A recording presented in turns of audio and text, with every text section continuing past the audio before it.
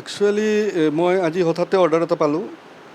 মোক অধ্যক্ষ হিচাপে দিছে নগাঁও মেডিকেল কলেজৰ।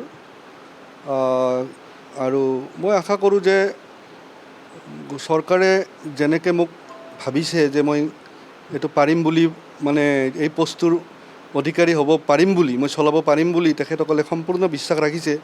আশা কৰোঁ মই নিজে চেষ্টা কৰিম আৰু সেই ৰকমে কাম কৰিম, কষ্ট কৰিম আৰু up to the mark of satisfaction মই সকলোৰে হৈ কাম কৰিম। একচুৱেলি মই আজি ইভিনিং অৰ্ডাৰটো পালোঁ, কিন্তু মই এতিয়া কালি আমাৰ DME ছাৰক লগ ধৰিম।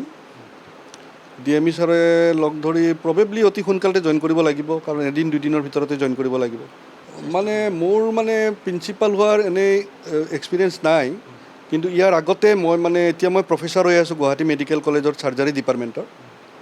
ইয়াৰ আগতে ঠিক আগমুহূৰ্তত মই হেড অফ দ্য ডিপাৰ্টমেণ্ট আছিলোঁ।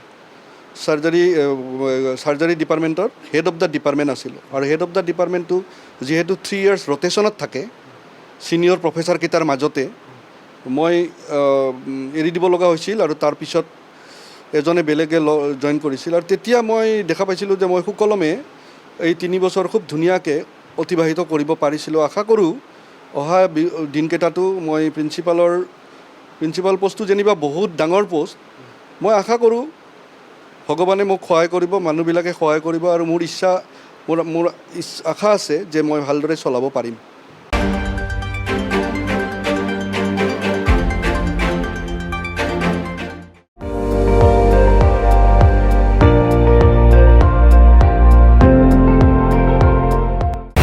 আপুনি চাই আছে ND24, সৰ্বশ্ৰেষ্ঠ নহয় সৰ্বোত্তমৰ দৌৰত।